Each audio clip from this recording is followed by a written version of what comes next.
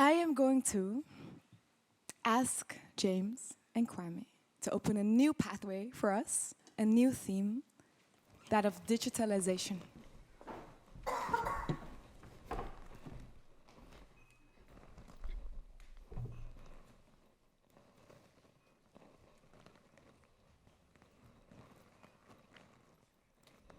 You know,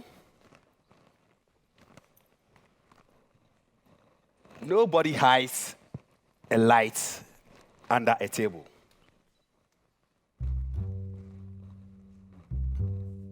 If you have a great idea, just share it.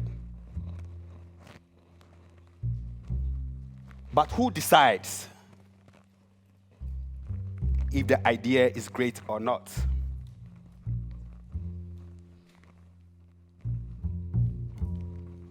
Is it still great if it doesn't work?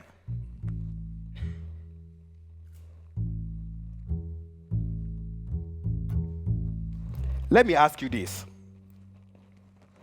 What is happening?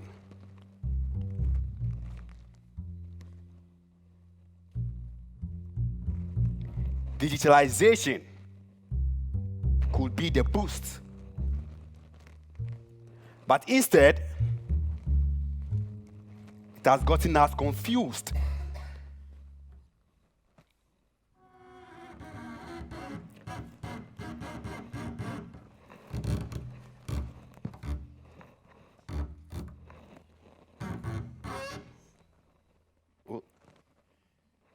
Are you confused?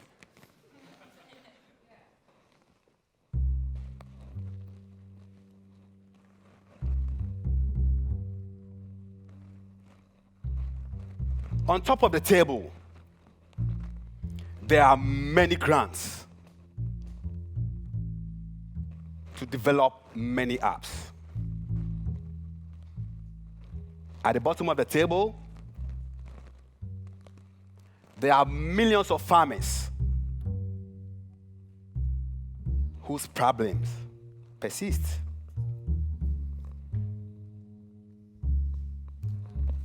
And in the meantime, while the climate changes everything, how do we dig deeper?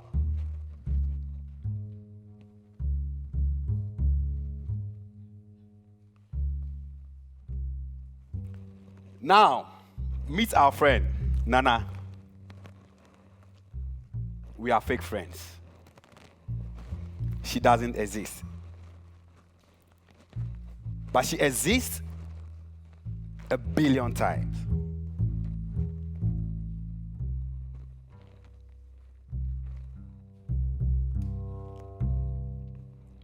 What could be Nana's way? My name is Nana, and I am a proud farmer and businesswoman.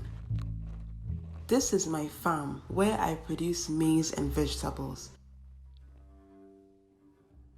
I employ 15 workers. I love the smell of the soil. What I want is to create a secure life for my family and provide jobs for people in my community through farming.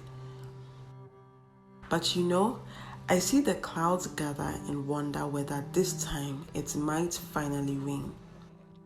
The sun shines stronger than ever. The market is changing too. With the future becoming so unpredictable, I need to make decisions and I need the right information to do that. Can I find that information in mobile apps?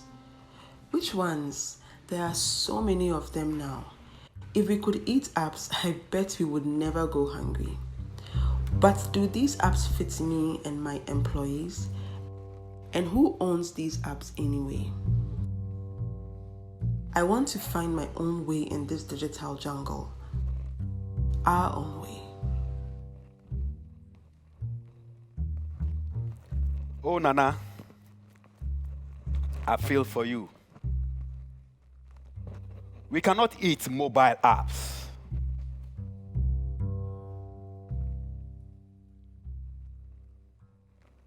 And so, is this the farmer's way?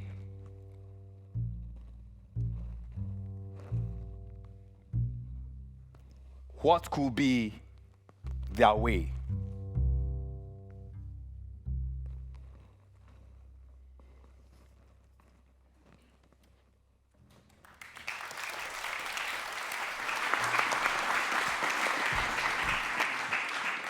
Thank you so much, Kwame, for raising these important questions. What could be their way? What could be the way for farmers in digitalization in a changing world where we're so disconnected from our food and food systems? And to discuss this, we have two guests online. We have Vivian joining us from Kenya, and we have Charles joining us from Accra.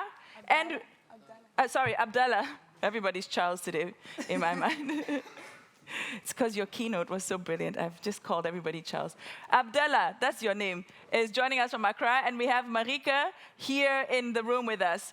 Please join me here, Marieke. Your name is Marieke de Ruyter de Wildt. Let's sit here together. Or do you want to stand? We can stand. Let's stand. It's closer, then we feel closer to Vivian and Abdallah. Marieke, can you tell us... Charles. It's Charles. Oh, you're Charles. Sorry, Charles.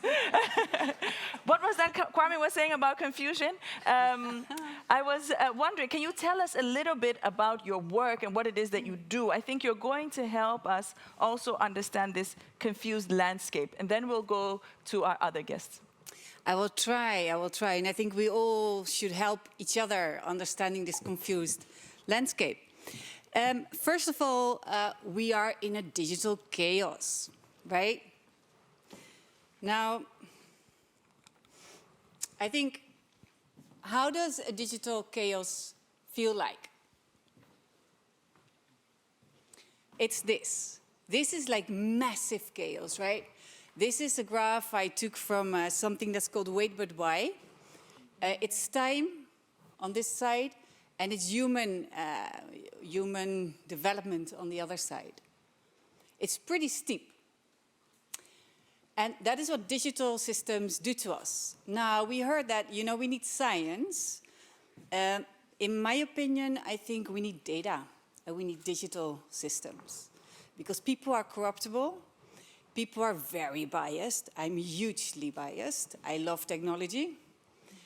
But this is actually where you are. This is the status of everybody in the globe. And the good news is that it looks scary, right? It looks sort of a little bit steep, but it's not that scary, actually. We're comfortable with phones, we're comfortable with digital conferences, hybrid conferences. We deal with it. We're very capable, creative people. Now, this is the only thing that I really want to sort of share with you. The reason why we feel it's chaos is that we are in the middle. So we are in between decentralized and distributed. I think that's a very positive note, because in the end, the peer-to-peer network is the one on the right. And that's a good thing, because we get connected again. We get connected to food, but we also get connected to you. It's a transformation. It's the fourth industrial revolution. Some call it the fifth or the sixth. I don't care. That is where we're going towards. And that is what digitization does. That is what technology does. And that's what I think is beautiful, because it becomes a better thing. It becomes more resilient. It becomes more reliable. It becomes less corruptible. And we can connect with everybody on the other side. Now, there's two things that I want to sort of share with you that I think that really make you understand this chaos better. First of all, this. This is, it's called the Gartner hype cycle. All technologies, they go through this messy curve. Now, that means that, I don't know, any of you, anybody has Bitcoins or cryptocurrencies? We wouldn't want to let you know. If I had crypto, I wouldn't tell you. Yeah. Why not? You're still, I can't steal them from you. That's the beauty. You can steal it from a bank, but you can't steal it from a digital infrastructure. Okay, so I'm the only one who's got a cryptocurrency here. You're the only one brave enough to say it. Nah, And a I few see brave hands. people I all the do way in the see- back in the dark that you okay. can't see. So this is 30%, more or less. This is a biased opinion. Yeah. And we've been through this curve. So we thought I think years ago, we thought like, whoa, blockchain. Blockchain is going to help us all. Blockchain is going to revolutionize. And then we saw the headlines. Blockchain is a technology seeking for a problem. Blockchain is not going to solve anything. Blockchain is just another database. And now we're on this really nice curve that's going up again. It's called the slope of enlightenment, which, feels good.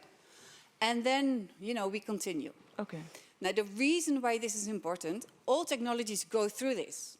So at the beginning, you hear a lot of shouting.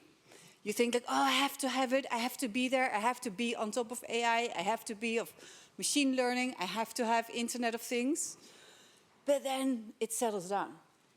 And my advice to you is really don't get sort of shocked by the buzz it makes, but really try and understand what it does. And this is the last thing I want to share, because this, to some extent, it's worrying, and to some extent, I think it's the reality, and it's something we need to work on. So this is the 5G connections, or the 5G network that is sort of arising in the world. The green is, it's a good zone. The green is where you want to be if you want to be connected. The dark blue, it is less of a lesser zone. Now, I'm born in Tanzania, so I don't like this picture. But this is, it's challenging, right? And I think what it tells you is you need to understand the context of technology. In some regions, it's okay. In some, it's not. In some sectors, it's good. In some, it's not. Agriculture, it's the least digitized industries of them all. Ridiculous. It's the oldest one. But for some reason, we fail to sort of really embrace technology and make it work for us. Yeah. So that is actually the only thing that I want to... And can you tell us what the new fork, your initiative, is doing in terms of, because it is ridiculous, and this map, It is. Seeing this map always is shocking to me. On one hand, it excites me because I'm kind of happy that we're not so digitized completely. You shouldn't. And on the other hand, it does provide opportunities to bridge some of the gaps that we've been highlighting today. So can you tell us a little bit about what you are doing? Yeah, sure, but connectivity is everything. You shouldn't sleep with your phone. Oh. Do that with somebody else, or, no, with your phone. More in the game? Yeah, exactly. So my company is called The New Fork. We do blockchain. We develop open public blockchain. And we are actually going to vamp the food system, the global food system, and we're going to make it transparent. And we do this with a solution that's called Open Food Chain. And we need everybody's help. So we need everybody to sort of contact us. My other side is Alex. Alex, can you just stand up so people know who you are? The co-founder? Oh. He's part of our team. I have to shoot off in a minute. So Alex is the one that can tell you more about it. But we need to blockchain our data infrastructure, because blockchain establishes an integrity layer. So it makes data much more certain and much more sure. Yeah. Okay. So you are sort of speculating on this plateau coming up, and you are embracing. We don't speculate. You know. Yeah. You Yeah. know. People who is have coming. bitcoins, they speculate. Yeah. I no comment. You know the plateau is coming, so you've started. We feel the plateau. Yeah. It feels good. It Yeah. feels stable. And so you've developed an innovation that makes the food system more transparent using blockchain technology. That's it. Yeah. That's all we do. That's what you. Well, I mean, is that all? It sounds like quite a lot. Yeah. Thank you so much for this, Marieke. I want to go over to Kenya, to Vivian. Can you hear me, Vivian? Vivian Opondoh? Yes, I can hear you. Great. Vivian is the founder, CEO of Farmula. Can you please tell us a little bit about what you're doing and maybe react a little bit to what you've heard so far? Nice. So from what I've heard since morning, there's a lot that I agree with regards to collaboration lines, and yeah, making the system more transparent using technology such as blockchain. But even beyond that, not doing it alone, because yes, doing it alone is proving to be impossible. So I'm really excited and intrigued about the whole session. About Farmula and what we do. Farmula is an Agritech startup. We operate in Lagos and in Nairobi, Kenya. We're three co-founders. My other co-founders are Ibrahim Abdul Malik, he's from Nigeria, and Jacqueline Kimani from Kenya. We all met in Accra, though, not in any of our respective countries. So while we were in Accra, we were talking and we realized that the fragmented nature of the agricultural supply chain is actually an issue not only in Nairobi, Accra, or Lagos, but across the continent. So then we settled on, okay, this is the place we want to be. This is what we want to solve. So we came back to Nairobi in November 2019 and we launched our startup. And what we were trying to do is to aggregate data in the agricultural supply chain and then provide solutions such as automations of some processes across the supply chain, and also just improve and predict other processes such as yield and price. But then that proved to be difficult because the way the whole system is set up. So currently we have a platform, and what the platform does is it gives farmers access to market directly. And what it helps us with is we are able to aggregate data such as geolocation, pricing, yield, quality, and then eventually we'll still go back to our main goal, which is to use data to improve the agricultural space. So that's us. Okay, so it sounds like you agree with Marieke, data is a thing that is missing, Yeah. but you came with a different type of response to some of these problems. I'm curious, Vivian, what are some of the gaps that you see? What are some of the challenges? Because you have developed your Farmula together with co-founders in Accra. You're working in Nigeria and Kenya with farmers and buyers. Yeah. So what are some of the gaps that you see? What are some of the things that could really make a difference? And what type of a difference would you see being made? Okay, thank you for that question. So some of the gaps we're seeing, especially in both markets that we operate in currently, is the lack of collaboration. So when we came into this space, it took us 1 year to actually make learnings before we can start providing the solution to the people whom we were targeting. So lack of lines of collaboration. And what this then does is we end up with a lot of similar solutions and people are not using them for one reason or another because they feel bombarded and they feel like, okay, I've seen this before, why should I use yours? And there's no visibility of the different players. It's not that it's intentional that we don't want to collaborate. It's that there's no one place you can go and learn who is in the space, what they do, and what the remaining gap is so that you can collaborate and fill that gap. The second thing is the fact that the solution providers, they do not know that much about the space itself. Because you see the way the agricultural landscape is set up on the continent, it's very manual, tedious, and it just requires for you to actually make learnings before providing a solution. Yeah. And on the other end, the people who are supposed to use these solutions, they are not as tech savvy as the solutions themselves require them to be. And I'll have to say the last disconnect that we are seeing is the lack of infrastructure. So when we came into the space, what we were trying to do was just to use data and provide solutions such as automation, precision farming. But then you realize, first of all, this data does not exist. And second of all, even the infrastructure with regards to the way the terrain is, in regards to how the farmers, you can even locate them. Even geomapping was an issue for us in the beginning. So the infrastructure is lacking. And how we see this can be solved is when it comes to this disconnect, whereby solution providers are tech savvy, but they don't know the agricultural space, we can then start training the generation that's coming. So not the current farmers or the current stakeholders, the future farmers, and train them and equip them with modern technological skills, such that when they come into the space, they already have these skills and they are bringing solutions for themselves, not an external party bringing solutions to them. With regards to collaboration, I feel like there could be a database that is visible and accessible to anyone in the space or looking to get into the space, that will really help, because then now we have lines of collaboration. Now we know what exists, and now we can then bring our own solution.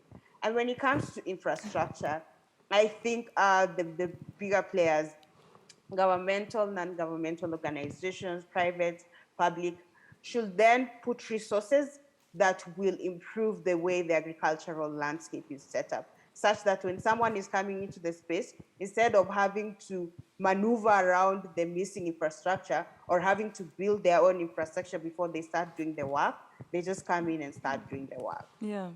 Well, thank you so much for this overview, Vivian. I think you're really giving us some really important, fundamental missing links here. The people who are supposed to use the solutions aren't tech savvy. The people who are developing the solutions don't know what they are developing the solutions for. They don't know the space in which they are developed. They don't know the people, their reality. So these are really fundamental disconnections, which make me wonder, Marieke, about what you know about the future, about the potential for technology. There's this huge gap all these huge gaps that Vivian is pointing out, and we are here with how many of you have 4G? Don't tell lies. You are all connected to the internet here.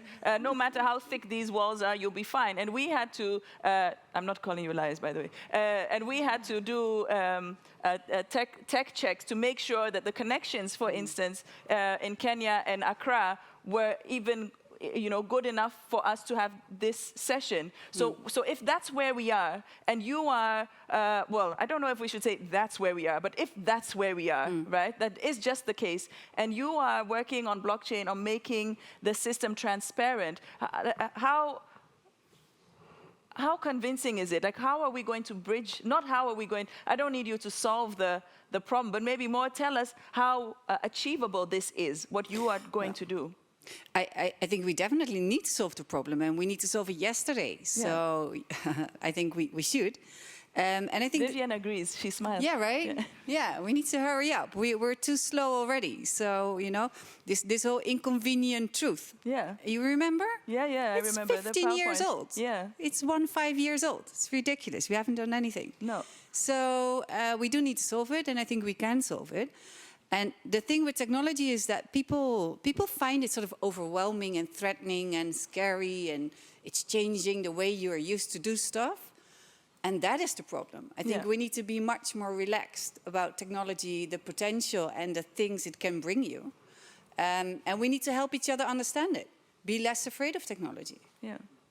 Okay. So if we're less afraid, we will be more able to bridge these fundamental gaps on the ground. We're going to continue with the, this one, this is so recent. You'll remember if you YouTube, if you go and search for what we thought about mobile phones, when we still had these things in our houses that were, with these strings attached. It's so hilarious when you see that, when we were so negative about the phone, and we were so like, nah, never going to use it, why we need it. It's really funny. Go look at it. It's only, I don't know how many years ago, it's just 10 years ago, even less. And now we're all on the phone, on our bikes, multitasking the hell out of us. So, it's not so scary. No. The curve is like this, but it feels like this. So. Yeah, we are being eased into this direction. But it's not all... it cuts divisions. Yeah. It cuts divisions. So in terms of Africa leapfrogging, and I think it's for a farmer in Africa easier to start using technology than it is for a farmer here in the Netherlands. Let's go to Abdallah, because Abdallah is actually a farmer. Abdallah Smith, among other things. He does many, many things, including writing books. Abdallah Smith is the co-founder and managing director of Gaia Greenfields. Did I get that right? Even though I called you Charles. And I want to know, Abdallah, Marieke is saying it's relatively easy for farmers to just start with technology. But let's start first with what is it that you're doing? What is it that you're doing? And what are some of the gaps that you're seeing? And perhaps some of your gaps will relate to what Marieke is saying. Let me just say that I don't mind being called Charles after it. That is completely fine for today. And thank you for my other panelists, Lydia and Marieke, and to you, Amma, as well, and everybody who is sitting here. Let me just correct that I am not a farmer myself. I'm a farm manager.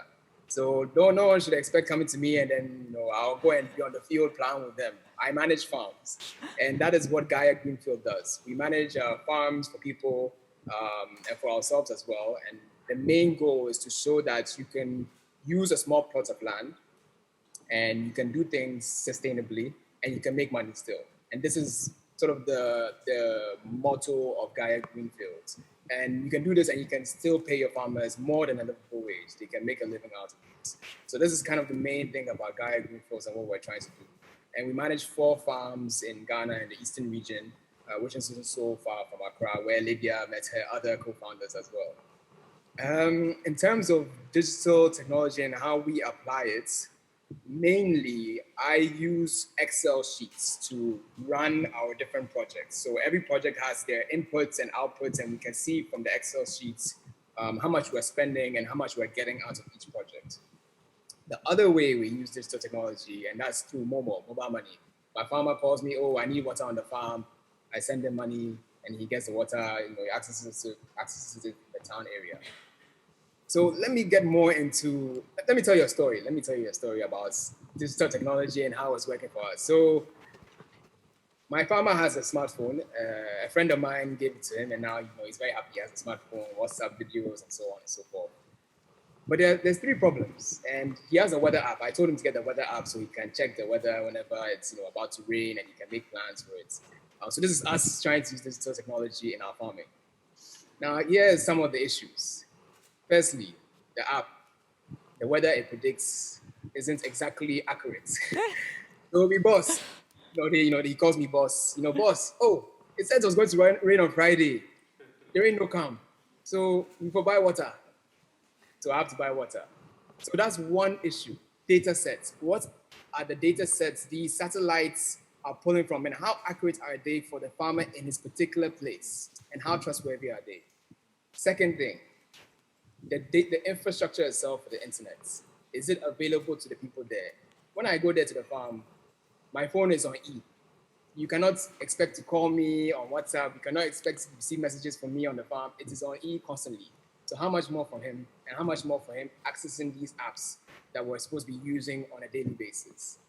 Then last, and probably most importantly, when the data is around, my farmer will call me and say, hey boss, Charlie, send me some small money, send me money so I can buy data, so I can use WhatsApp and message you.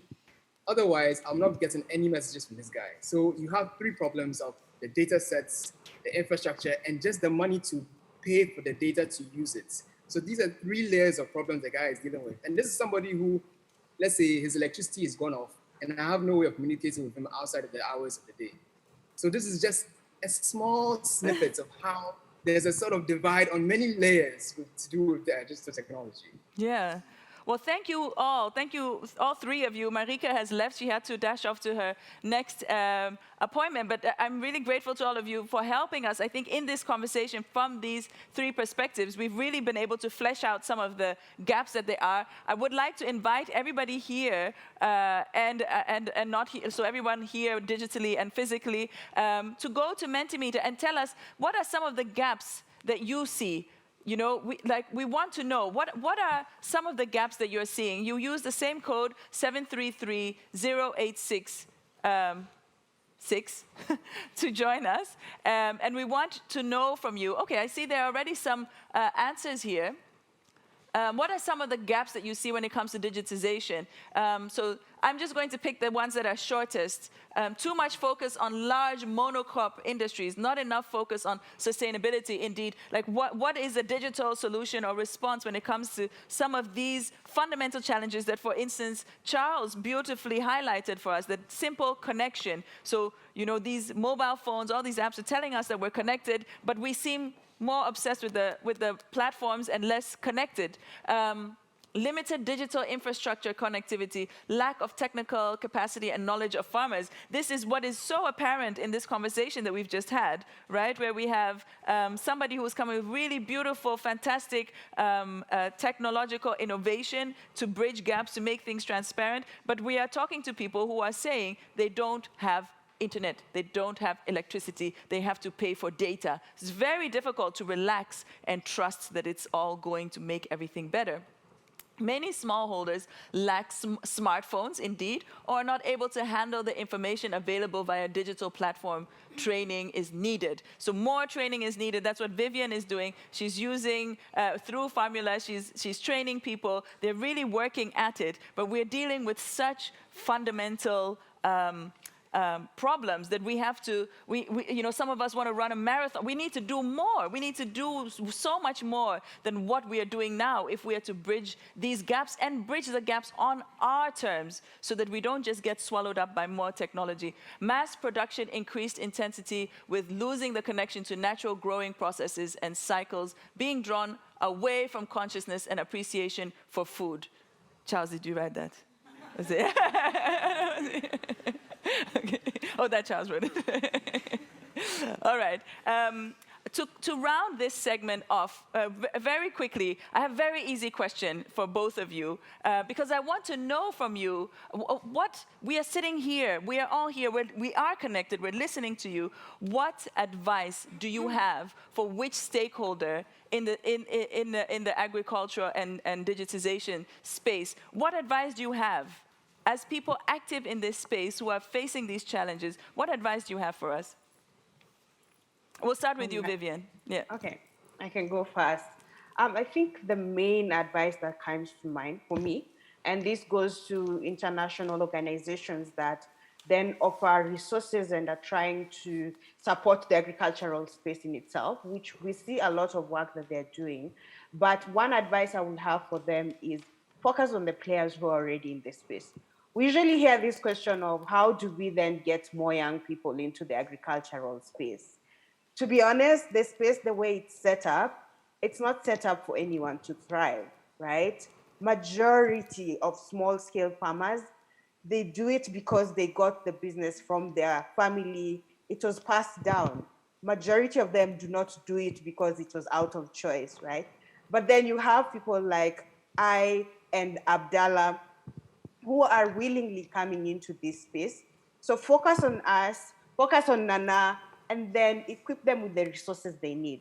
Once you empower us with resources, and the resources we're talking about is the kind of infrastructure that is needed, internet, so that the solutions we're providing can get to the right players. We're talking about resources such as setting up farms such as hydroponics, vertical farming, which already is happening, or the use of sensors on farms. Once we digitize this space the way we are thinking it, the players who are already in this space, the others will then come into the space. They will bring themselves. And I'm saying this out of experience. So that is my advice to the international organizations that are trying to bring solutions into this space. Yeah, that's really great advice. Thank you for that, Vivian. So focus on the players already there because the space is not set up for people to thrive. These are very important words. Abdallah, please, what advice do you have for whom?